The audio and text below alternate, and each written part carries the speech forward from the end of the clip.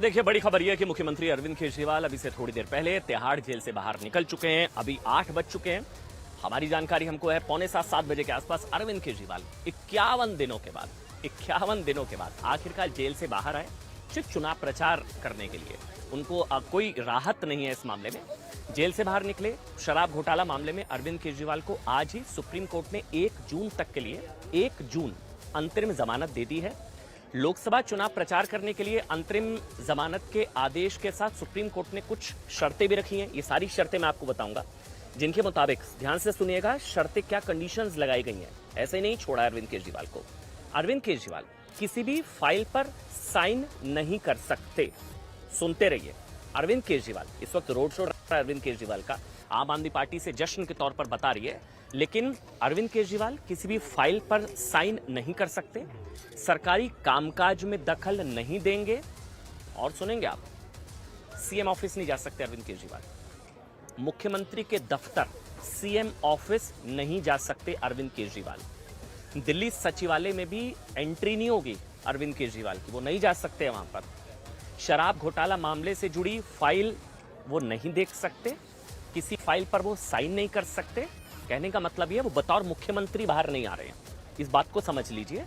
वो शराब घोटाला मामले में आरोपी हैं और सिर्फ चुनाव प्रचार के लिए ये एक्सेप्शन किया गया। वैसे ये भी इतिहास है, मतलब आजाद भारत के इतिहास में आज तक किसी को प्रचार करने के लिए जमानत नहीं मिली है। लेकिन हम कोर्ट के फैसले का सम्मान करते हैं, हर कोई सम्मान करता है। बस जानकारी के लिए आपको बता रहे हैं। शराब घोटाला मामले में अपनी भूमिका पर वो कोई बात नहीं कर सकते। यानी रिहाई के बाद से लेकर 1 जून तक, ये 22 दिन शायद हैं, 22 दिन के आसपास। अब 22 दिन में कुछ लोग कह रहे हैं वो 21 साबित होंगे, लेकिन जब वो जनता के बीच जाएंगे तो शराब घोटाले के आरोपी के तौर पर जाएंगे। अरविंद केजरीवाल सिर्फ चुनाव प्रचार कर सकते हैं। इससे पहले 7 मई को सुप्रीम कोर्ट ने जमानत मामले में सुनवाई पूरी कर ली थी, फैसला सुरक्षित रख लिया था। यही वजह है कि आज कोर्ट ने महज चंद मिनटों की सुनवाई के बाद ही अपना फैसला सुना दिया। अच्छा, आप सुनिए दलीलें क्या क्या दी गई है, बहुत इंपॉर्टेंट मैं आपको बताने जा रहा हूं। क्या क्या कहा गया। सुप्रीम कोर्ट ने एसजी तुषार मेहता ने जमानत का विरोध किया कि हमें अमृतपाल ने अप्रोच कर लिया है। अमृतपाल जानते हैं, खालिस्तानी समर्थक, देश तोड़ने की साजिश करने वाला अमृतपाल। वो देखा देखी कि अरविंद केजरीवाल को भी प्रचार के लिए अब जमानत मिल गई है, तो वो चुनाव लड़ रहा है अमृतपाल, खालिस्तानी गली का गुंडा अमृतपाल। और वो कह रहा है वो अब चुनाव लड़ना चाहता है। आप समझ रहे हैं रेपरकशंस। ये मामला कोर्ट में उठा। एसडी तुषार मेहता ने जमानत का विरोध करते हुए कहा कि हमें अमृतपाल ने अप्रोच किया है। ये चिंताजनक है। लेकिन जस्टिस खन्ना ने कहा वो मामला अलग है, कोर्ट में क्या हुआ मैं आपको वो बता रहा हूं। इसके बाद तुषार मेहता ने कहा कि मुझे चुनाव प्रचार के लिए रिहा किए जाने का कोई उदाहरण नहीं मिला। आज तक किसी को प्रचार के लिए रिहा नहीं किया गया, जमानत नहीं दी गई, आज तक नहीं दी गई। ये एसजी ने बताया कोर्ट के अंदर। हमने भी रिसर्च की, हमको भी चुनाव प्रचार के लिए किसी को बेल मिली हो नहीं पता। जस्टिस खन्ना ने कहा कि हम आदेश पारित कर रहे हैं और 21 दिन इधर या उधर होने से कोई फर्क नहीं पड़ना चाहिए। बिल्कुल ठीक बात है, कोर्ट का फैसला, पूरा सम्मान। और अरविंद केजरीवाल जी को रिहा किया गया।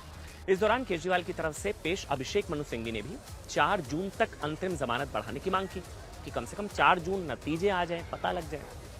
खारिज कर दिया कोर्ट ने, खारिज कर दिया कि नहीं भाई, 48 घंटे पहले प्रचार खत्म हो जाता है, आपको प्रचार के लिए छोड़ रहे हैं, कोई केस मेरिट कोई आपको क्लीन चिट तो दी नहीं है, और 48 घंटे पहले प्रचार खत्म हो जाता है और हम एक अंतरिम आदेश पारित करते हुए 1 जून तक अंतरिम जमानत दे रहे हैं। देखिए, कोर्ट के आदेश के बाद से ही आम आदमी पार्टी के दफ्तर में जश्न का माहौल है, सत्य की जीत बताया जा रहा है। लेकिन फैक्ट ये है, समझिए, कि केस के मेरिट पर कोई जमानत नहीं दी गई है, ये सिर्फ प्रचार के लिए दी गई है। आम आदमी पार्टी के नेता इसे अपनी जीत बता रहे हैं। सुनिए। आज आपके बीच में आके बहुत अच्छा लग रहा है।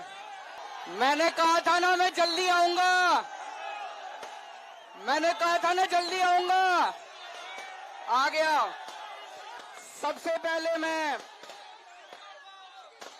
हनुमान जी के चरणों में वंदना करना चाहता हूं। हनुमान जी के आशीर्वाद से, हनुमान जी के आशीर्वाद से आज मैं आप सब लोगों के बीच में हूं। मैं आप सब लोगों का शुक्रिया अदा करना चाहता हूं। देश भर के करोड़ों करोड़ों लोगों ने अपनी दुआएं, अपना आशीर्वाद मुझे भेजा। देखिए, आम आदमी पार्टी इसको लेकर जश्न मना रही है, सत्य की जीत बता रही है, लेकिन सत्य ये है कि केस के मेरिट को लेकर रिहा नहीं किया गया, सिर्फ प्रचार के लिए रिहा किया गया है। कहा कि 4 जून तक बाहर रहने दीजिए। कोर्ट ने कहा नहीं भाई साहब, 48 घंटे पहले चुनाव प्रचार खत्म हो जाता है, आपको सरेंडर करना होगा। आप सीएम ऑफिस नहीं जा सकते, आप सचिवालय नहीं जा सकते, आप फाइल नहीं साइन कर सकते, आपको सरेंडर करना पड़ेगा 2 तारीख को। ये सारी शर्तें। देखिए, आम आदमी पार्टी जश्न मनाकर इसे अपनी जीत तो बता रही है, लेकिन सवाल ये कि क्या ये जीत है?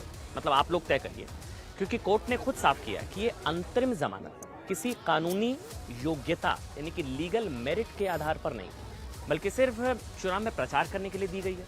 साथ ही शराब घोटाला मामले में ईडी की तरफ से उनको किंग पिन, घोटाले का सरगना, किंग पिन बताए जाने पर भी कोर्ट ने कोई क्लीन चिट नहीं दी है, आरोप मुक्त नहीं किया। ऐसे में अब एक नई बहस शुरू हो गई है, क्योंकि आज़ादी के बाद से ना, इसको सुनिएगा जो मैं बताने जा रहा हूं। अब तक चुनाव प्रचार के लिए किसी भी नेता को, मतलब आज़ाद भारत के इतिहास में ईडी ने बताया उनके पास कोई रिकॉर्ड, किसी को जमानत नहीं दी गई है, क्योंकि कहा जाता है कि चुनाव प्रचार कोई संवैधानिक अधिकार नहीं है। चुनाव प्रचार कोई संवैधानिक कानूनी अधिकार नहीं है, वो भी तब जब अरविंद केजरीवाल वो उम्मीदवार ही नहीं है। अरविंद केजरीवाल इस चुनाव में उम्मीदवार नहीं है। ऐसे में सवाल ये है, जो ईडी के पक्ष के बाद खड़े हुए कि क्या गंभीर आर्थिक अपराध के आरोपियों के लिए अब एक नई व्यवस्था शुरू हो जाएगी, एक नई प्लेबुक या एक नया पैटर्न, एक नया प्रेसिडेंट कि चुनाव कोई अगर अंदर है तो वो कहेगा मुझे नॉमिनेशन फाइल करना है, फिर वो प्रचार के लिए बाहर आ जाएगा। ये तो एक नया मतलब शुरू हो सकता है इस तरह की व्यवस्था, हमें नहीं पता। क्या आगे प्रचार के लिए जमानत मांगने पर कोर्ट आरोपी के लिए क्या इसी तरह से जमानत देगी? क्या सॉफ्ट कॉर्नर रखेगी कि प्रचार के लिए बाहर जाना, या सिर्फ ये स्पेशल ट्रीटमेंट अरविंद केजरीवाल जी के लिए? हमें नहीं पता। क्या जेल में बंद दूसरे नेताओं को भी इस चुनाव में प्रचार के लिए जमानत मिलेगी? मतलब कई नेता जेल में है भाई साहब, कई नेता। आप सोचिए, हेमंत सोरेन जेल में है भाई साहब, हेमंत सोरेन। अब ये चुनाव तो मनीष सिसोदिया के लिए भी है, संजय सिंह के लिए भी है, वो तो अंदर है। अच्छा, संजय सिंह बाहर आ गए, मनीष सिसोदिया, सत्येंद्र जैन, इन लोगों के लिए है, वो तो अंदर है।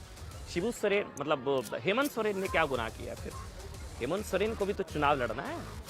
सवाल ये है कि 1 जून के बाद जेल, अगर सोचिए जेल लौटने पर अगर अरविंद केजरीवाल की संलिप्तता साबित हो जाती है, उनको लंबे समय के लिए जेल भेज दिया जाता है, तो फिर ऐसे तो फिर 2025 में जो दिल्ली विधानसभा चुनाव होंगे, फिर उनको जमानत मिल जाएगी।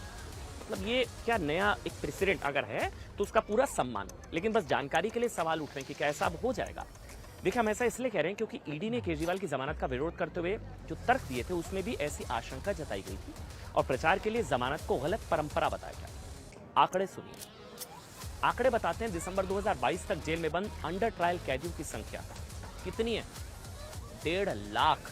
आम आदमी पार्टी है ना, आम आदमी की खास बेल है ये, स्पेशल खास, क्योंकि आम आदमी को थोड़ी ना ऐसे बेल मिल जाती है। अंडर ट्रायल कैदियों की संख्या 1.5 लाख। इसमें 1 से 2 साल के बीच के कैदियों की संख्या जो है वो 63,000 से ज्यादा, 2 से 3 साल की संख्या करीब 34,000, 3 से 5 साल की संख्या करीब 26,000 और 5 साल से अधिक वक्त से जेल में जो है अंडर ट्रायल कैदियों की संख्या 11,000। तो स्पेशल ट्रीटमेंट केजरीवाल जी के लिए जो हुआ है उसका पूरा सम्मान, उसका पूरा स्वागत, क्योंकि माननीय सुप्रीम कोर्ट का फैसला होना भी चाहिए। देखिए, क्या चुनाव लड़ने और प्रचार के लिए अब सबको जमानत क्या इसी तरह से दी जाएगी? और अगर जमानत की शर्तें नेता होना है, मतलब नेता है तो जमानत मिल जाएगी, आम आदमी को नहीं मिलेगी। कहने को वो नेता आम आदमी है, लेकिन आम आदमी को जमानत ऐसे मिल जाएगी क्या? मतलब अगर जमानत की शर्त नेता होना प्रचार है तो इस वक्त भी, अब सुनिए, हेमंत सोरेन कहाँ है? जेल में।